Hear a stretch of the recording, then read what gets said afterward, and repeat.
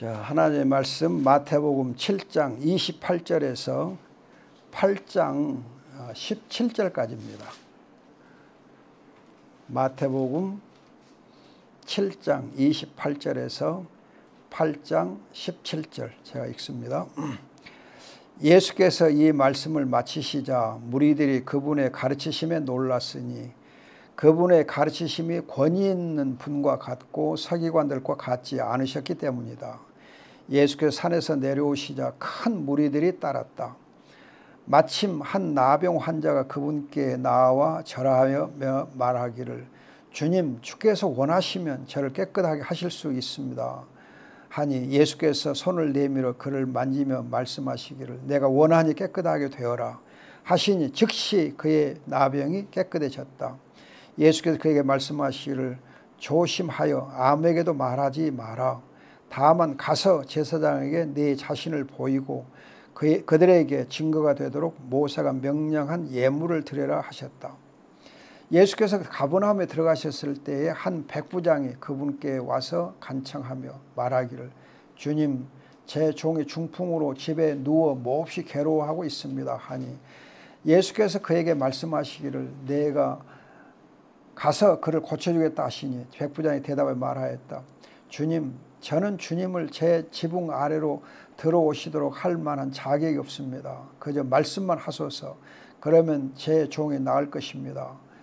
사실은 저도 권위 아래 있는 사람이고 제 밑에도 군인들이 있습니다. 그래서 제가 이 사람에게 가라 하면 가고 다른 사람에게 와라 하면 옵니다. 또한 제 종에게 이것을 하여라 하면 합니다. 예수께서 들으시고 놀라시며 따라오는 자들에게 말씀하셨다. 내가 진정으로 너에게 말한다. 내가 이스라엘 가운데 아무에게서도 이런 믿음을 본 적이 없다. 내가 너에게 말한다. 많은 이들이 동서로부터 와서 하늘나라에서 아브라함과 이삭과 야곱과 함께 앉을 것이나 그 나라의 아들들은 바깥 어두움으로 쫓겨나 거기에서 통곡하며 이를 갈 것이다. 또 예수께서 백부장에게 말씀하시기를 가라. 내가 믿는 대로 이루어질 것이다 하시니 그 시각에 그의 종이 나았다. 예수께서 베드로의 집에 들어가셨을 때에 그의 장모가 누워 열병으로 앓고 있는 것을 보시고 그 여자의 손을 만지시니 그 여자에게서 열이 떠나가고 그 여자가 일어나 예수님을 시중들었다. 저녁이 되자 사람들이 예수께 악령이 들린 자들을 많이 데려왔으므로 예수께서 말씀으로 그 영들을 쫓아내시고 모든 병자들을 고치셨다. 이는 선지자 이사야를 통하여 하신 말씀을 성취하시려는 것이니 말씀하시기를 그분께서 몸소 우리의 연약함을 떠맡으시며 우리의 질병을 짊어지셨다 하였다. 아멘.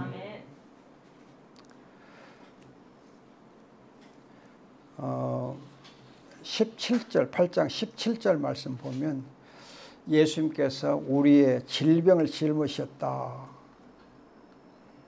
그런데 이 말씀이 이사야서 53장에서 인용된 거거든요. 이사야서 53장을 보면은 죄와 질병을 같이 짊으셨다 되어 있어요. 죄를 짊으셨다.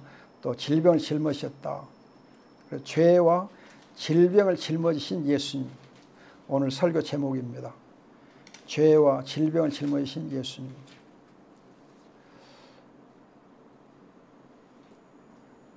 여러분 요즘 뉴스에 보면은 온 나라를 완전히 뒤끓게 하고 있는 거가 법조인들의 비리입니다. 특히 대법원 판사 또 뭐 검찰 총장 뭐 하여튼 대단한 사람들이 지금 비리에 연루되어 있습니다. 이걸 보면 법이 발달할수록 범죄가 늘어납니다. 법이 발달할수록 범죄가 늘어나고 법을 알수록 죄가 또 늘어나요. 또 지금 코로나19로 인해서 굉장히 지금 질병이 만연되고 있는데 의학이 발달할수록 질병이 또 늘어납니다. 의학이 발달할수록. 법과 의학이 엄청 발달한 현대에는 범죄와 질병이 사실 악랄하게 또 고약하게 전염되고 있습니다. 악랄하고 고약하게. 그래서 범죄 중에도 보면은 악플도 있고 보이스피싱도 있고 하여튼 경제적인 범죄가 엄청 많아요. 질병 중에는 에이즈도 있고 또 요즘 조현병, 뇌경색, 각종 암, 말할 수 없는 참 불치병들이 엄청 많습니다. 그래서 많은 사람들이 이러한 범죄와 이런 이제 불치병들을 인하여서 또 너무 살기가 힘드니까 극단적 선택을 많이 해요. 통계에 의하면 우리나라의 자살률이 OECD 국가 중에서 제1위랍니다. 몇 년째 제1위 돼요. 작년 한 해 동안에 극단적 선택을 하신 분들의 수가 3,000명이 넘더라고요. 엄청 많아요. 하루에 거의 10명꼴씩 이렇게 극단 선택을 하고 있고, 특히 청소년들 10대에서 20대 중반까지가 아주 차지하는 비중이 크다고 그래요. 이건 정말 우리가 이 세상이 얼마나 힘들고 악한가 알 수 있어요. 경쟁이 워낙 심하기 때문에 그로 인한 스트레스가 엄청 심합니다. 어제 이 저녁인가 이렇게 텔레비 보는데 그 뭐죠? TV조선에서 국민 가수 이렇게 뭐 오디션 한다고 하고 있어요. 근데 그 무명 가수였던 한 친구가 이렇게 나와서 노래를 부르는데, 전에 그 노래를 부르다가 뭐 이탈인가 뭐 있어가지고 그로 인해서 얼마나 스트레스를 받았는지 공황장애에다가 뭐 엄청난 정신적인 스트레스가 막 심했더라고요. 그래서 어제도 노래를 부르는데 이탈을 안 하고 간신히 노래는 다 마쳤어요. 마쳤는데 이 친구가 얼마나 노래 보면 긴장을 하고 했던지, 그 노래 끝나자마자 자기 자리에 앉자마자 그냥 퍽퍽 숨이 막혀가지고 결국은 이렇게 무대 밖으로 나가서 엄청 힘들어하고 옆에서 누군가 이렇게 도와줘서 이렇게 응급처치가 되고 한 다음에 겨우 들어앉더라고요. 제가 그걸 보면서 노래하면은 굉장히 기쁘고 즐거울 것 같은데, 노래하면 굉장히 기쁘고 즐겁고 할 것 같은데 자기 조그만 실수 하나 때문에 엄청나게 스트레스 받으면서 그런 이제 말할 수 없는 어려움을 겪는 걸 보면서 아, 이 시대가 얼마나 참 우리를 힘들게 하고 있는가.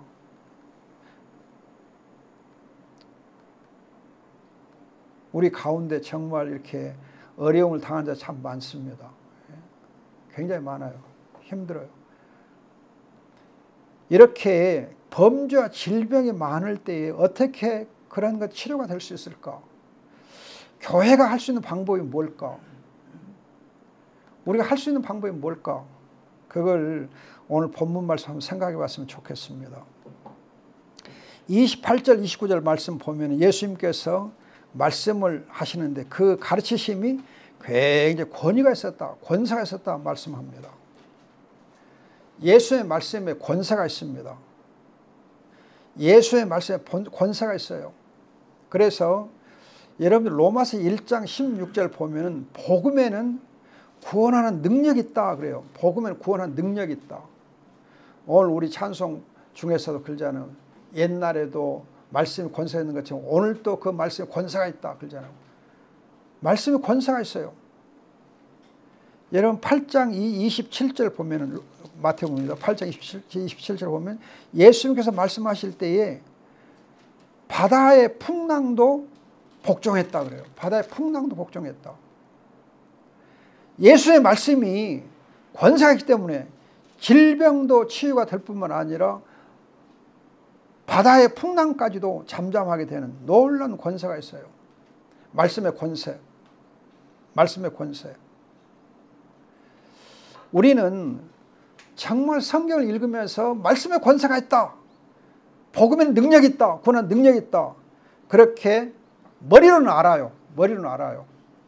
근데 실제 우리의 삶 속에서 내가 문제가 있었을 때에 그 복음의 말씀에 권능이 있는가, 그 권능을 체험하는가, 아는 것과 체험하기 달라요.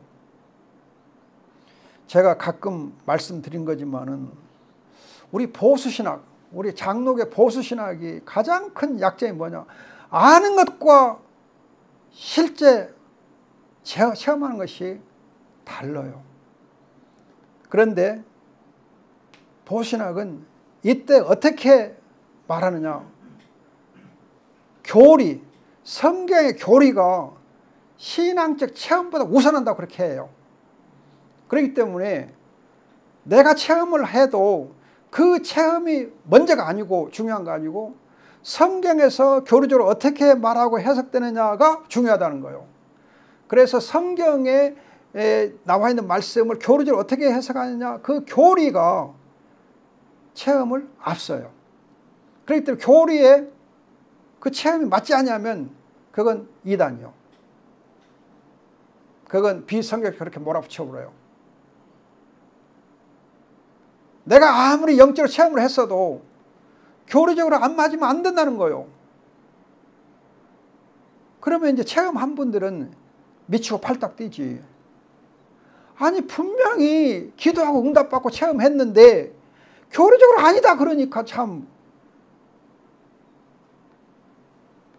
신학자의 권위를 무시할 수도 없고 그렇다고 내 체험을 아니다고 할 수도 없고 방황해요. 이게 지금 굉장히 큰 문제예요. 그래서 로이 존스라는 분이 그의 이제 이 책들에서 얘기를 보면은 교리와 체험은 같이 가야 된다 그래요. 교리와 체험은 같이 가야 된다. 신학적 교리와 체험이 같이 가야 된다. 만일에 어떤 교리가 분명한 체험과 일치가 되지 아니하면 교리를 다시 한번 해석해 봐야 한다 그거예요. 뜯어 봐야 된다. 그 체험이 성경적으로 맞는 걸 한번 확인해 볼 필요가 있다 그래요.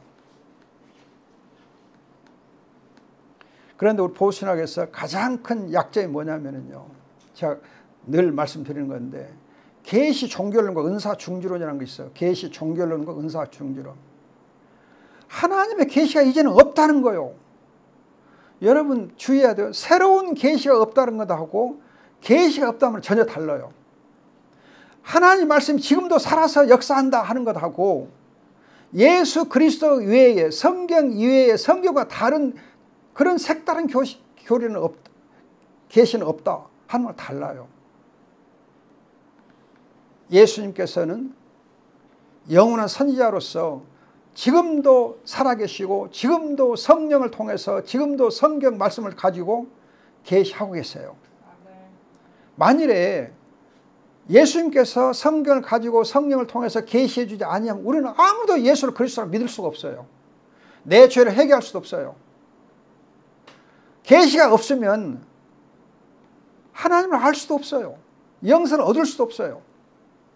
하나님의 말씀이 오늘도 살아있는 말씀으로 우리에게 임하지 아니하시면 우리는 하나님 몰라요. 체험할 수 없어요. 그런데 이 계시 종교론은 어떤 이제 것과 연결되냐면은 은사 중주론과 연련, 은사 중주론. 계시가 없으니까 그 계시를 이제 확증하기 위해서 주어졌던 그 은사들, 특히 치유의 은사들 또는 방언의 은사, 이런 은사들, 예언의 은사가 지금 없다는 거예요.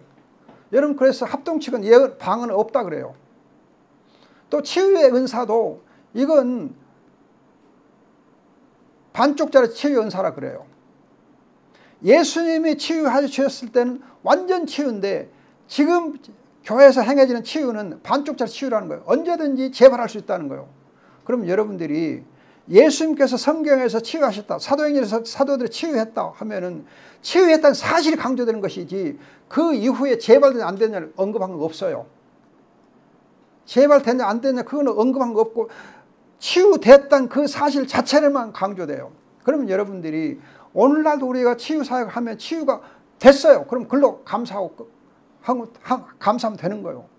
그 다음에 재발되는 것은 내가 부주의하거나 또 이제 내 건강 관리를 잘 못해서 재발될 수 있는 거거든요. 그런데 지금 보수신학의 약점이 그거예요. 계시 종교론론, 계시가 없다. 따라서 은사 끝났다, 없다. 방언도 없다, 치유도 없다, 이적도 없다, 예언도 없다. 답답해요. 이렇게 계시 종교론과 은사 중주로 가버리면 성령의 역사가 굉장히 제한돼요. 하나님의 말씀이 굉장히 제한돼요. 우리가 기도하고 응답을 받는다는 확신을 가져야 되는데 말씀의 권능을 믿지 못하고 말씀이 살아서 역사한다는 걸 믿지 못하면 내가 기도하고도 기도가 응답될 것인가 안 될 것인가 의심할 수밖에 없어요.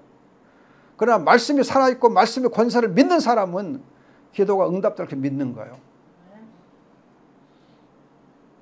내 기도가 잘 되어진 기도 여사가 아니고 기도를 응답하시는 하나님이 살아계시고 기도를 하게 했을 때 중보자이신 예수 그리스도의 이름에 권세가 있기 때문에 내가 기도하면 하나님께서 응답하신다. 그걸 믿는 거예요. 우리가.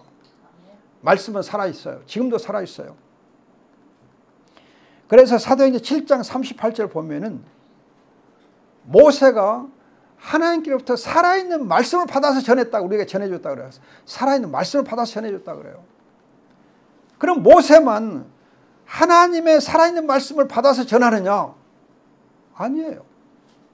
저도 또 여러분도 하나님의 말씀을 읽을 때 살아있는 말씀으로 읽게 되어 있고 하나님의 말씀을 전할 때 살아있는 말씀으로 전하는 거예요.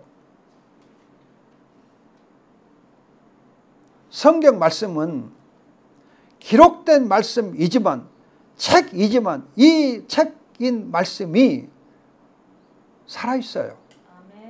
그래서 여러분들이 흔히 주의하세요. 헬라어의 로고스라는 단어하고 헬라어의 흐레마라는 단어가 있어요.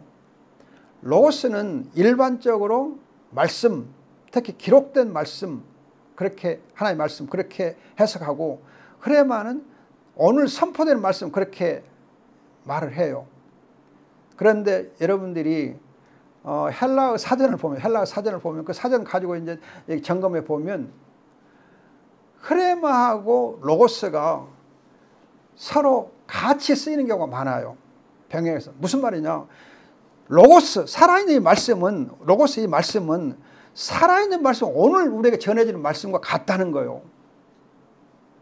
성경이 지금도 살아있는 말씀이에요. 살아있는 말씀. 기록된 책으로만 보지 말고 이 말씀을 로고스는 흐레마, 살아있는 말씀이라는 거예요. 로고스가 흐레마예요. 로고스 따로 흐레마 따로 그렇게 해버리기 때문에 우리에게 문제가 있는 거예요. 아, 성경은 책이야. 하늘에서 내가 음성을 들으면 그건 흐레마고 아니에요. 이 성경 자체가 기록된 말씀 자체가 로고스 자체가 흐레마예요. 로고스가 우리에게 살아있는 말씀으로 흐레마로 전해지는 거예요.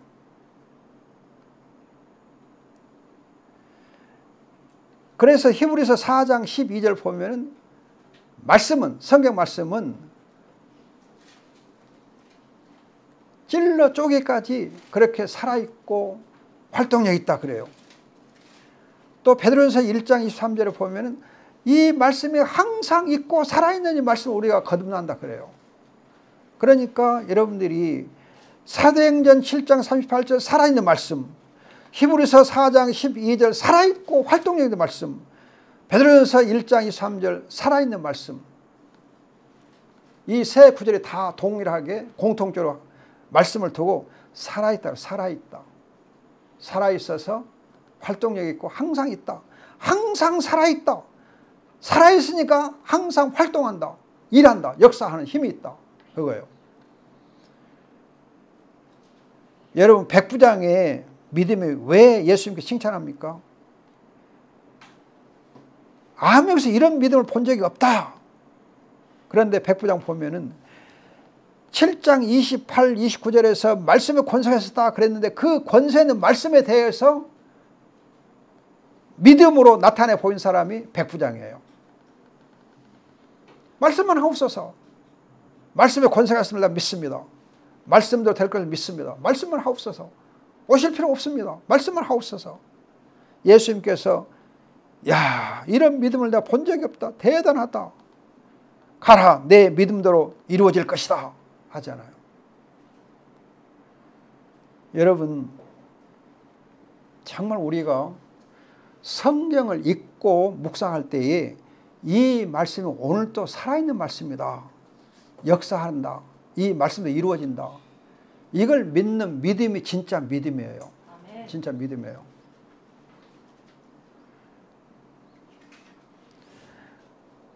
우리가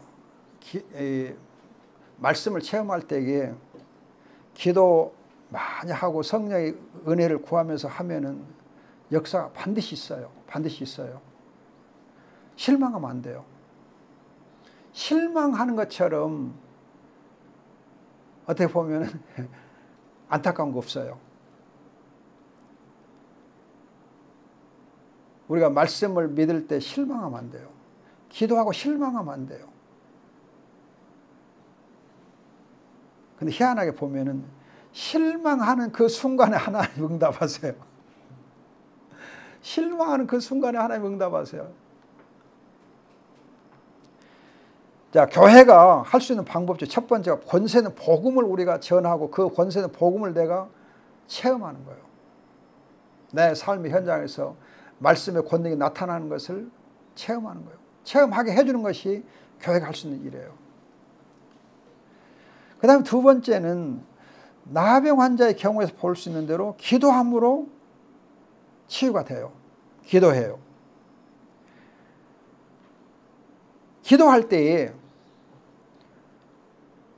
환자 본인이 기도할 수도 있고 또 환자의 이웃이나 교회가 위해서 기도할 수도 있고 그래요.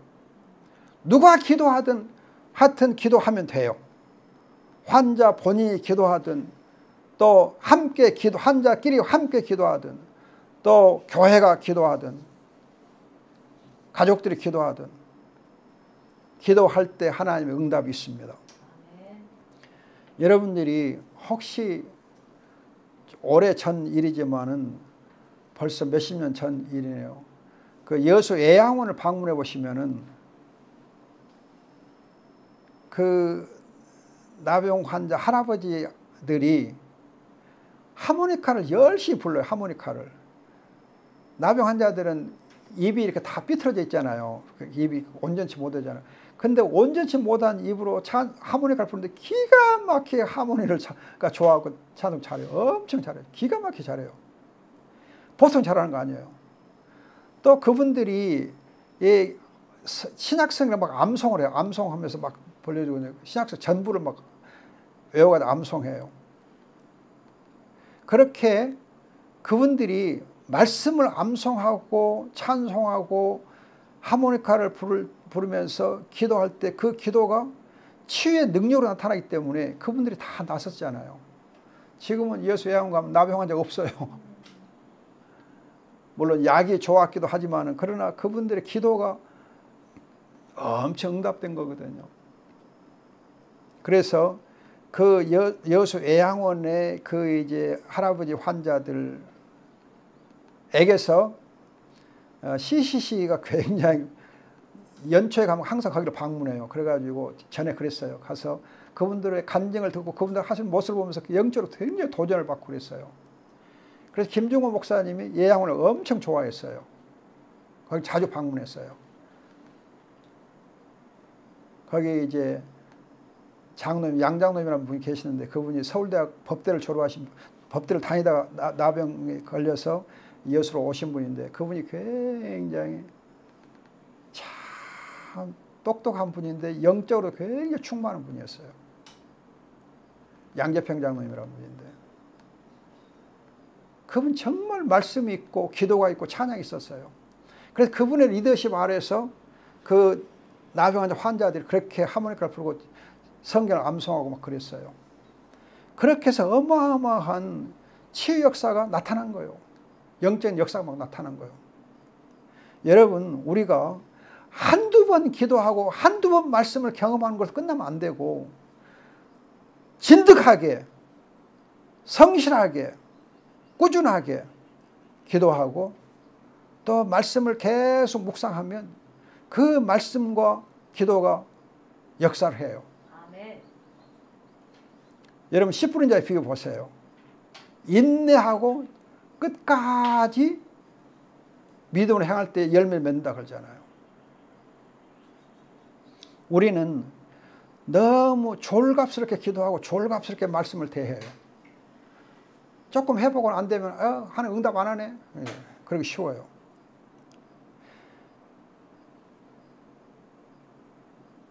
여러분 8장 2절 나병 환자 보세요. 주님 주께서 원하시면 저를 깨끗하게 할 수 있습니다. 기도하면서 주님 원하시면 간절하게 매달려 주님 원하시면 저를 깨끗하게 할 수 있습니다. 여러분 시편 41편 4절을 보면 여호와시여 내게 은혜를 베푸소서 나를 고치소서. 40편 4절에 여호와여 내게 은혜를 베푸셔서 나를 고치소서. 그런데 42편을 보면은 사슴이 시냇물을 갈급한 것처럼 내 영혼이 여호와를 갈급한다 그래요. 간절하게 갈급하고 간절하게 은혜를 구할 때에 하나님께서 치유해 주십니다. 여러분 우리 찬송 471장 472장 보면은 나의 병든 몸을 고쳐주소서 나의 병든 손 내밀어라 주 예수님 고치시리 그런 찬송이 있어요. 정말 우리가 기도하고 우리의 병든 몸을 내놓으면 주님이 고쳐주십니다. 고쳐주세요. 못 고칠 질병이 없다 그렇게 우리가 찬송하잖아요. 못 고칠 질병이 없다 우리가 기도하잖아요. 못 고칠 질병이 없다 우리가 믿습니다. 그러면 믿음대로 하나님 역사하십니다.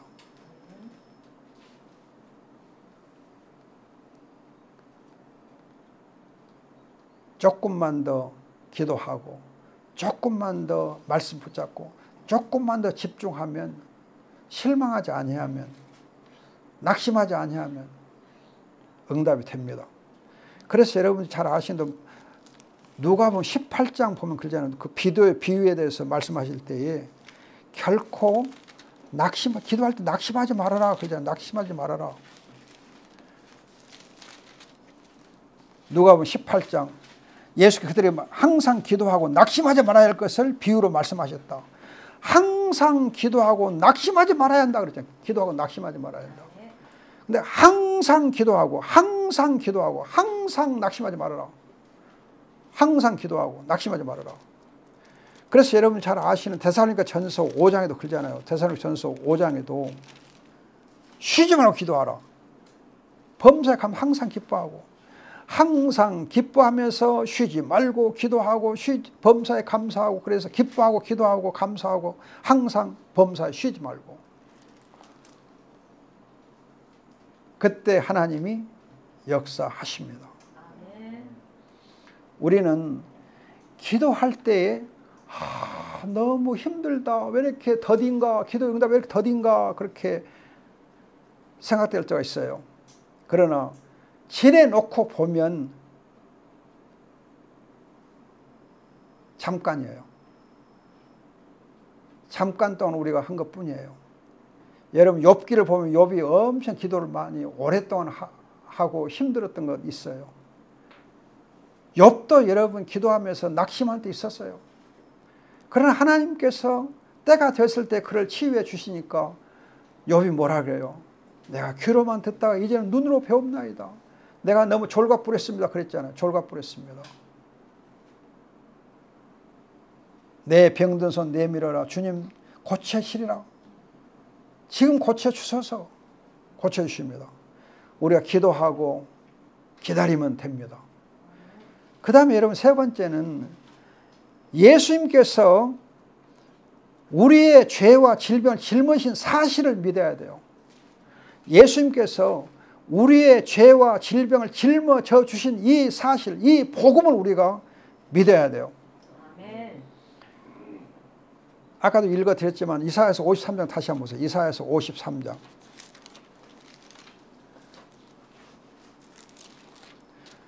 이사야서 53장 6절을 보시면은 우리 모두 죄를 그에게 넘겨 씌우셨다. 그리고 8절 하반절 보면은 형벌 받을 내 백성의 죄악 때문이다. 그리고 11절 여러분들 하반절 보면은 그들의 죄를 친히 짊으신다. 그랬고 12절 하반절에도 많은 자들의 죄를 짊으셨다. 그래요. 죄를 짊으셨다. 죄를 짊으셨다. 그런데 4절 첫 번째 4절 상반절 보면은 참으로 그는 우리의 병고를 지고 우리의 질병을 지고 그래요. 질병을 지었다 그래요. 3절 중반절 보면 병고를 아는 사람이다. 우리의 질병을 아는 사람이다. 그리고 질병을 짊어지셨다 그래요. 예수님께서 우리의 질병을 짊어지실 뿐만 아니라 질병의 원인이 되는 그 죄까지도 져주시는 거예요. 오늘 오후에 이제 로마서 3장을 공부하게 되는데 3장 공부할 때 제가 자료를 좀 드릴 거예요. 죄가 뭔가, 죄에 대해서 히브리어는 뭐라고 얘기하고 헬라어는 뭐라고 얘기하고 우리말은 죄가 어떤 뜻이 있는가. 여러분들이 주의할 거가 성경이 말하는 죄하고 일반 세상 윤리가 말하는 죄하고 다릅니다. 그게 달라요.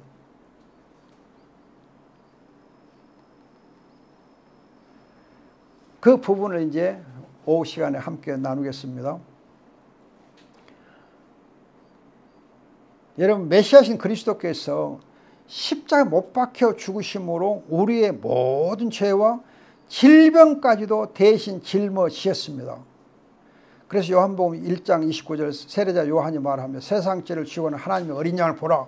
세상 죄를 지고는 하나님의 어린 양을 보라. 예수님께서 우리의 모든 죄와 질병을 짊어져 주셨습니다. 이 사실을 믿는 거예요. 그래서 여러분, 우리에게 가장 필요한 건 뭐냐? 우리에게 가장 필요한 건 뭐냐? 여러분들이 오살로 챔버스의 주님은 나의 최고봉이라는 책 있잖아요. 그 최고봉 책에 어제 날짜 10월 9일자에 보면은 우리에게 가장 필요한 게 무엇이냐? 하는 것이 아니고 믿는 것이다 그래요. 하는 것이 아니고 믿는 것이다. 믿는다는 것은 예수를 깊이 생각하고 바라보는 것이다. 그래서 믿는다고 하는 것은 내가 무엇을 하는 것이 아니고 예수를 바라보는 것이에요. 그리고 골로새서 2장에 보면 예수를 바라보라, 예수를 생각하라. 또 히브리서 12장에 보면 예수님을 바라보고 생각하라 말씀이에요. 예수를 바라보는 거예요. 지금은 이제 좀 문을 닫았습니다만은 얼마 전에 이렇게 활발하게 치유 활동을 했던 보성 복내 치유센터가 있어요. 보성 복내 전인치유센터가 있는데 그 전인치유센터를 보면은 말씀을 먼저 선포합니다. 그래서 복음을 듣게 하고 그 복음을 신뢰하게 해요. 예수님이 나를 하신 일이 뭔가, 예수님이 하신 일을 믿는 거예요. 그리고 기도해요. 그리고 치유센터의 가장 중요한 것 중 하나가 뭐냐면요, 운동이 있어. 운동을 해요. 운동을 산에서 산책하는 운동을 꼭 해요. 운동하고, 그리고 더 중요한 것은 뭐냐면 상호 섬겨주는 거예요. 상호 섬겨줘요. 서로 섬겨줘. 여러분 거기 보면은 이제 말기 암 환자들 자기 몸도 이기지 못하는 분들, 자기 몸도 가누기 힘든 분들인데 그 가누기 힘든 몸으로 상대방들 서로 섬겨줘요. 섬겨주면서 서로 치유가 돼요. 또 서로 위해서 기도하고 섬겨주고 중보기도 하고, 그렇게 해서 말씀과 기도와 섬김의 사랑 속에서 치유가 돼요. 또 운동이 따라가고, 또 이제 음식을 또 잘 이렇게 요리를 잘해서 먹음으로 해서 좋아져요. 음식의 질병을 치유해요. 그러니까 말씀, 기도, 운동, 음식, 봉사의 사랑, 이것들이 갖춰지면서 치료가 되더라고요. 모든 질병은 근본적으로 죄 때문입니다. 여러분 사무엘하 24장 보면은 다윗 때 전염병에 든 일이 있어요. 그래서 7만 명이 죽거든요. 왜 그랬어요? 다윗이 죄를 범해가지고 전염병이 임했거든요. 죄와 질병은 상호 관계가 있어요. 그래서 죄가 있게 되면 오늘 본문에 보는 대로 나병, 환자 같은 육신의 병, 또 중풍병 같은 육신의 병인데 중풍병이나 나병 환자 보면 다 정신적 질환과 또 연결이 돼요. 그냥 스트레스를 엄청 받아요. 우울증에 걸리기 쉬워요. 그래서 중풍자 보면 집에 박혀서 몹시 괴로워해요.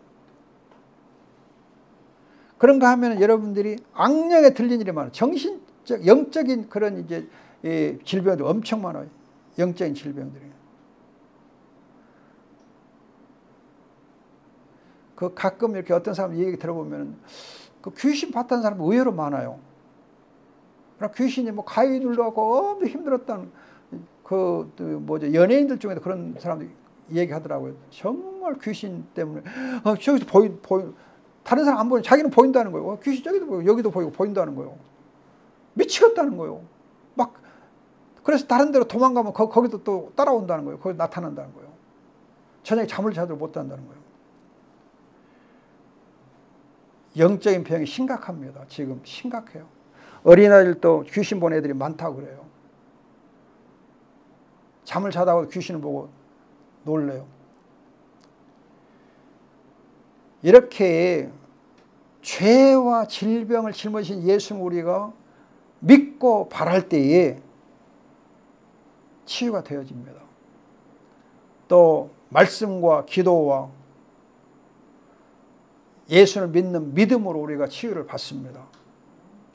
거듭 말씀드리지만 우리는 말씀을 체험할 때 한 번 체험한 것이 끝나지면 안 되고 계속해서 말씀을 묵상해야 돼요. 말씀에 살아있음을 체험해야 돼요. 기도를 여러분 한 번 하고 마는 거 아니고 항상 기도하고 낙심하지 말아야 돼요. 또 우리가 믿을 때에 예수를 바라보면 믿어요. 바라보고 믿어요. 예수를 계속 바라보고 믿어요. 우리가 좀 진득하게 예수를 바라봐요. 그러면 하나님께서 반드시 응답하게 되어 있습니다. 하나님의 때에 응답하게 되어 있어요. 기가 막히게 응답하게 되어 있어요. 기가 막히게 응답해요. 우리가 하나님의 살아계심과 예수 그리스도의 이름의 권세, 말씀의 권세를 통해서 이런 모든 치유의 역사를 체험할 수 있기를 소원합니다. 기도하겠습니다. 좋으신 아버지, 오늘 또 이 세상에 너무 많은 질병들로 인해 고통당하는 자가 많습니다. 아버지, 우리의 죄가 너무 심각합니다. 법이 발달할수록, 의학이 발달할수록 범죄가 많고 질병이 많습니다. 아버지 하나님, 참으로 많은 사람들이 정신적으로 시달리고 있습니다. 육체적으로 괴로움을 당하고 있습니다. 영적으로도 아버지 하나님 엄청 아버지 곤피한 가운데 있습니다. 주님, 이 악한 세대에서 주님의 말씀에 살아있음을 경험하게 하시고 주 예수 그리스도의 이름의 권세를 의지하게 하시고 아버지 복음의 능력을 체험할 수 도와주시옵소서. 우리 가운데 아버지 건강에 연약한 들이 많이 있습니다. 아버지 하나님 기억해 주옵소서. 특히 솔비가 너무 연약합니다. 아버지 하나님 귀한 딸을 불쌍히 여기시고 치유해 주옵소서. 낙심하지 않게 하옵소서. 힘을 내게 해 주시옵소서. 힘이 되어 주시옵소서. 우리 영균 형제를 기억하시고 아버지 하나님 귀한 아들 아버지 하나님 그 중심을 주께 성령 붙잡아 주시고 인도해 주시고 주님이 함께 하시 도와주시기를 간절히 소원합니다. 우리의 기도가 응답될 것을 믿습니다. 아버지 하나님 우리 가운데 주님의 귀한 은혜를 더하여 주옵소서. 치유하여 주옵소서. 영광 받으시옵소서. 감사하고 믿사오며 예수님의 이름으로 기도합니다. 아멘.